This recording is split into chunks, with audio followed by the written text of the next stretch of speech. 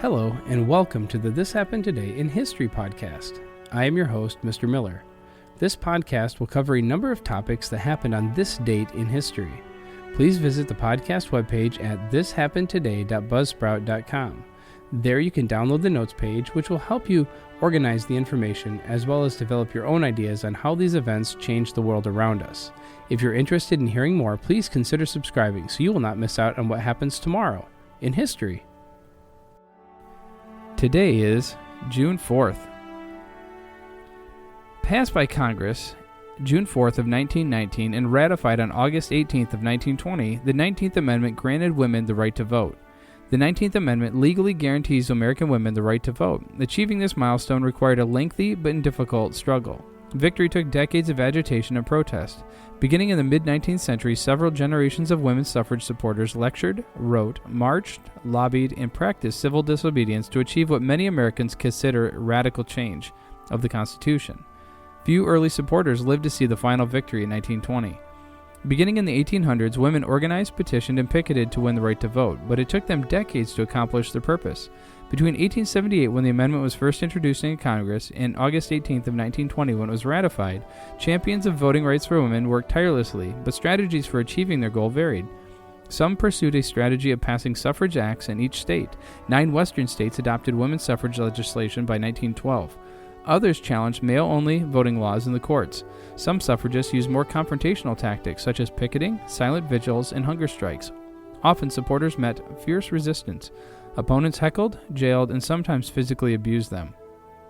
By 1916, almost all the major suffrage organizations were united behind a goal of a constitutional amendment.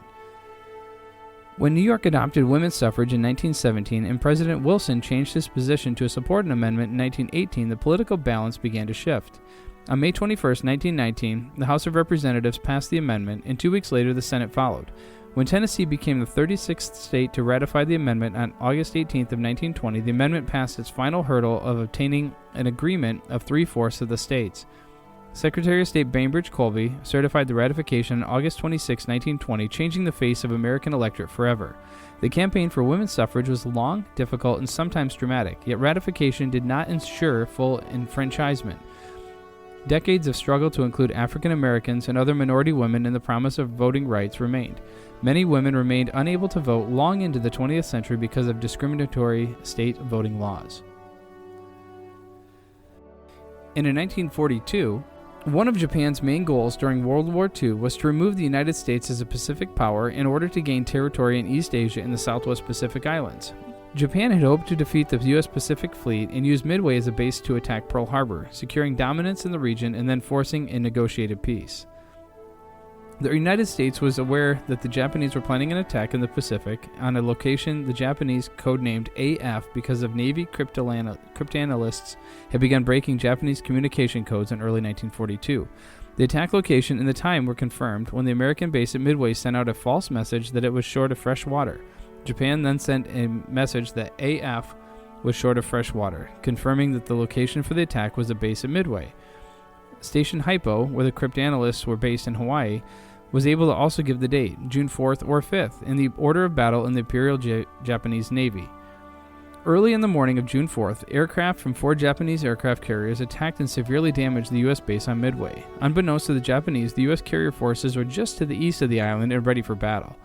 After the initial attacks, the Japanese aircraft headed back to the carriers to rearm and refuel. While the aircraft were returning, the Japanese Navy became aware of the presence of U.S. naval forces in the area. TBD Devastator torpedo bombers and SBD Dauntless dive bombers from the USS Enterprise, USS Hornet, and USS Yorktown attacked the Japanese fleet. The Japanese carriers Akagi, Kaga, and Soryu were hit, set ablaze, and abandoned. Hairu, the only surviving Japanese carrier, responded with 2 waves of attacks, both times bombing the USS Yorktown, leaving it severely damaged but still afloat. A Japanese submarine later sank the Yorktown on June 7th. On the afternoon of June 4th, the USS Yorktown scout plane located Hairu, and the Enterprise sent dive bombers to attack. That attack left the Hairu burning and without the ability to launch aircraft before it finally sank. Over the next 2 days, the U.S. troops at sea and on Midway continued their attacks, forcing the Japanese to abandon the battle and retreat.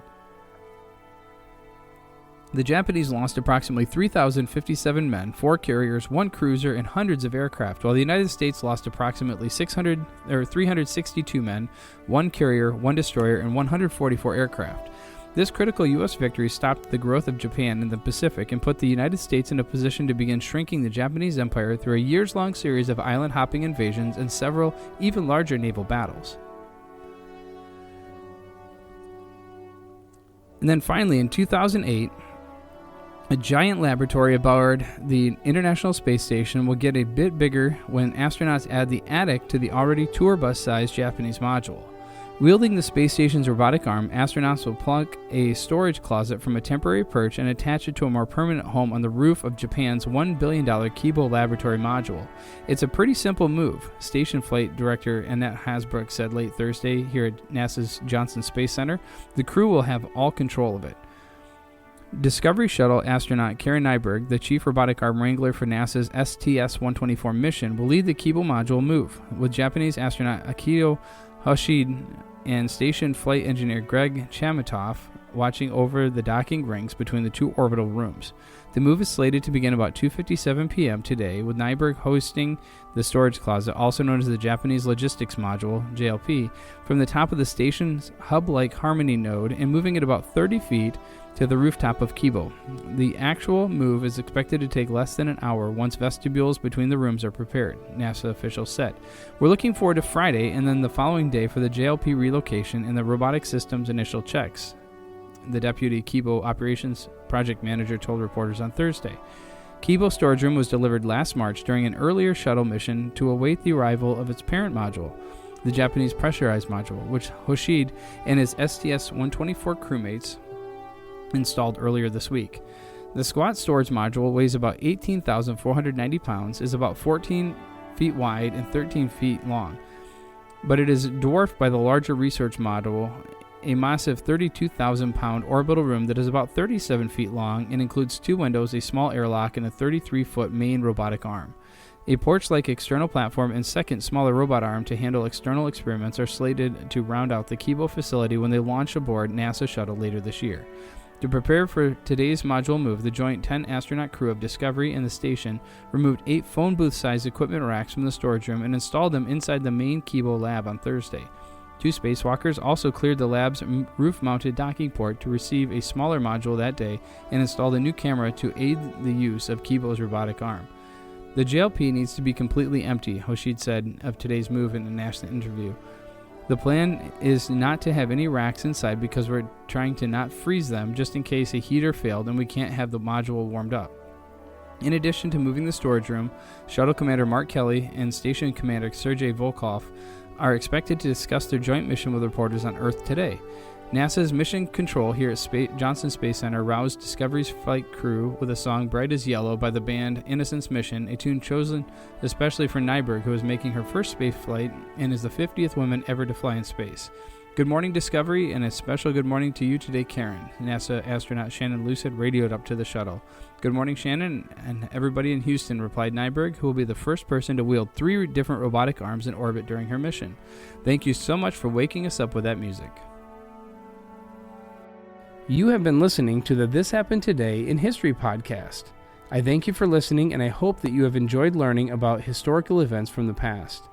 Thank you to the following websites for their information regarding today's topics: thepeoplehistory.com, the 19th Amendment to the United States Constitution at archives.gov, the World War II Battle of Midway at nationalww2museum.org, and Space Lab attaches to the space station at space.com.